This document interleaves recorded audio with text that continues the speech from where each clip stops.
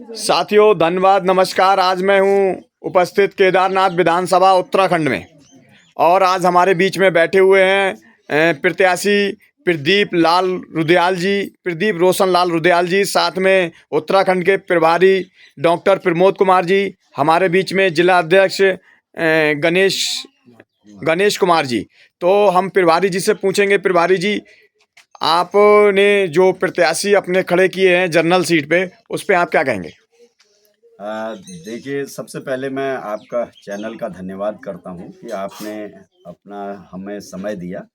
देखिए, ये general seat का मतलब होता है सामान्य सीट। ये अक्सर लोगों के दिमाग में एक गलतफहमी है कि आरक्षित वर्ग का या अनुसूचित जाति का व्यक्ति केवल अनुसूचित जाति पर लड़ेगा। हमें इस बात को समझना चाहिए, सामान्य का मतलब होता है कि उस पर कोई भी समाज का व्यक्ति चुनाव लड़ सकता है। तो ये सामान्य सीट है। इसमें प्रदीप रुदयाल जी अनुसूचित जाति से आते हैं, तो ये नहीं कि ये किसी जाति या किसी समुदाय के लिए आरक्षित, ये सामान्य सीट है, तो इसमें कोई भी लड़ सकता है। तो उसी के तहत ये यहाँ पर पार्टी के एक निष्ठावान व्यक्ति हैं। इन्होंने पार्टी की विचारधारा को समझा है और ये विश्वास व्यक्त किया है कि आज अगर देश में कोई भी इस देश के जो संवैधानिक सिस्टम को अगर बहाल कर सकता है तो सिर्फ पीपीआईडी है। तो इसलिए ये पार्टी से जुड़े हैं। तो पार्टी यहाँ के नागरिक हैं, इस विधानसभा के रहने वाले हैं, यहाँ के मतदाता हैं, तो ये यहाँ नहीं लड़ेंगे, कहाँ लड़ेंगे? इसलिए ये सामान्य या उस सीट का कोई सवाल नहीं होता। ये यहाँ के निवासी हैं, यहाँ के नागरिक हैं, इसलिए इन्हें हमने और ये विचारधारा को समझे हुए पार्टी के निष्ठावान सिपाही हैं, इसलिए इनको टिकट दिया गया है। पार्टी किन मुद्दों पर, आपकी पार्टी किन किन मुद्दों पर लड़ रही है उत्तराखंड में?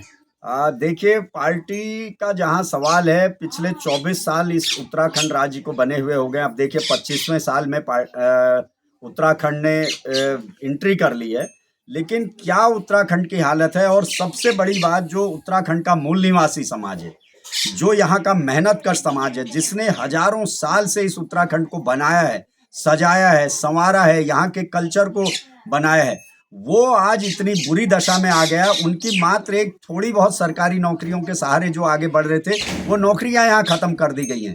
कांग्रेस और बीजेपी की दोनों सरकारों ने मिलजुल कर बारी बारी से ये यहाँ के जो वीकर सेक्शंस के, यहाँ का जो मूल निवासी समाज को, यहाँ के SC ST ओबीसी को नौकरी से दूर करने के लिए आउटसोर्सिंग से यहाँ भर्तियां शुरू कर दी हैं। आप देखेंगे हजारों पद यहाँ बैकलॉग के खाली पड़े हुए हैं, लेकिन काम चलाऊ व्यवस्था के तहत वो शिक्षा बंधु, शिक्षा मित्र और तमाम उपनल और इस तरीके से यहाँ नियुक्तियां की जाती हैं। केदारनाथ विधानसभा की लोकल के चुनाव क्या है, लोकल के मुद्दे क्या हैं? ये मैं उत्तराखंड की अभी थोड़ा सा आपको बात बता रहा हूँ। आपने उत्तराखंड का सवाल किया है, उत्तराखंड में ये बहुत बड़ा सवाल है।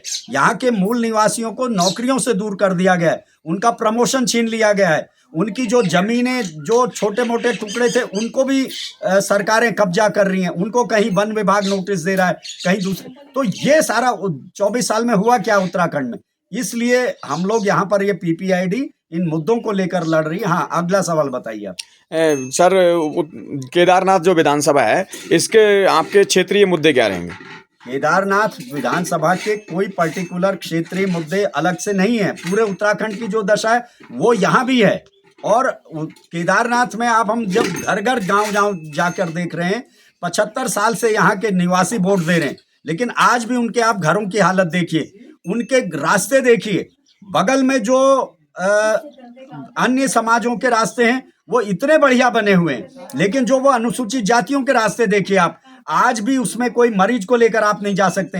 ये भेदभाव क्यों हो रहा उत्तराखंड में? न उनके लिए रास्ते हैं, न उनके लिए सड़कें हैं, और जो सामान्य जातियों की बस्तियों में पानी की व्यवस्था, सिंचाई की व्यवस्था इतनी बढ़िया है, लेकिन अनुसूचित जातियों की बस्तियों में ना कोई सिंचाई की व्यवस्था है, ना उनके रास्ते हो रहे हैं, ना उनके लिए सड़कें।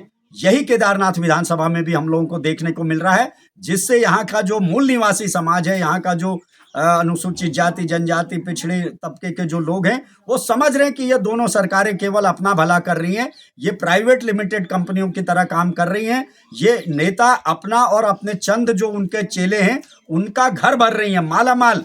जो आज से 20-25 साल पहले जिनके पास 10-20 हजार रुपए नहीं थे, आज वो करोड़ों अरबों रुपए में खेल रहे हैं, और यहाँ का मूल निवासी आज भी ठगा गया है। वही केदारनाथ विधानसभा के भी मूल निवासियों की हालत है।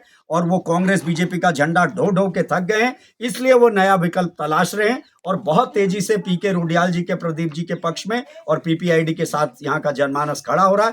निश्चित रूप से आप देखेंगे इस समय उत्तराखंड में आपको केदारनाथ विधानसभा से उत्तराखंड में एक नए आगाज का यहाँ पर आपको मिलेगा, नया आगाज होगा और उत्तराखंड तीसरे विकल्प की ओर बढ़ रहा है।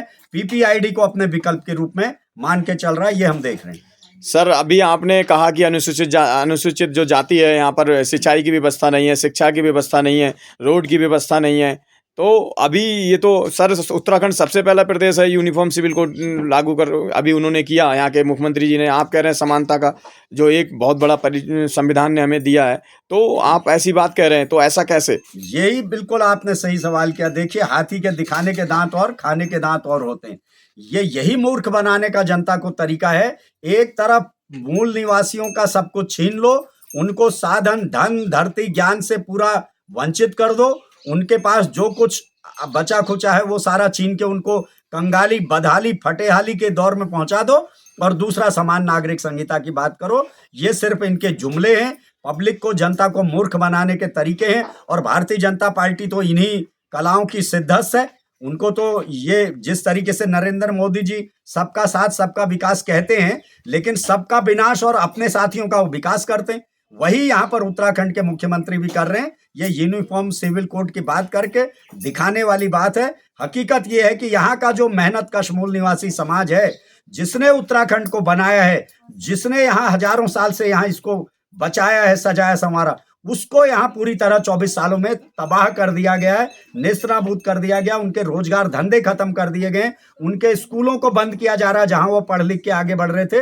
उनकी नौकरियों के रास्ते, उनके सम्मान के रास्ते हत्याएं हो रही हैं, बलात्कार हो रहे हैं। उनके जनप्रतिनिधियों के साथ यहाँ 24 सालों में मारपीट हुई है। अनुसूचित जाति के विधायकों को यहाँ पीटा गया है, उनके जिला पंचायत अध्यक्षों के साथ दुर्व्यवहार हुआ है और तमाम घटनाएं यहाँ पर घट रही। किस बात का यूनिफॉर्म सिविल कोड? ये सिर्फ एक जुमला है, मूर्ख बनाने की कला है, बस। बहुत बहुत धन्यवाद सर, आपसे चर्चा कर बहुत अच्छा लगा। देखिए, आज भी हमारे प्रदीप जी ने कहा कि ये उन मूल निवासियों की पार्टी है जिन्होंने मुझे ये मौका दिया है, जिन मूल निवासियों को आज भी अधिकार नहीं मिले, इसी तरह से झोपड़ियाँ और लेके, मगर वो भी एक सामाजिक व्यक्ति हैं, मगर उन्हें जनता और समाज का साथ मिल रहा है, मूल निवासी समाज का, जिससे आज वो पूरी हिम्मत के साथ लड़ रहे हैं। देखिए साथियों, और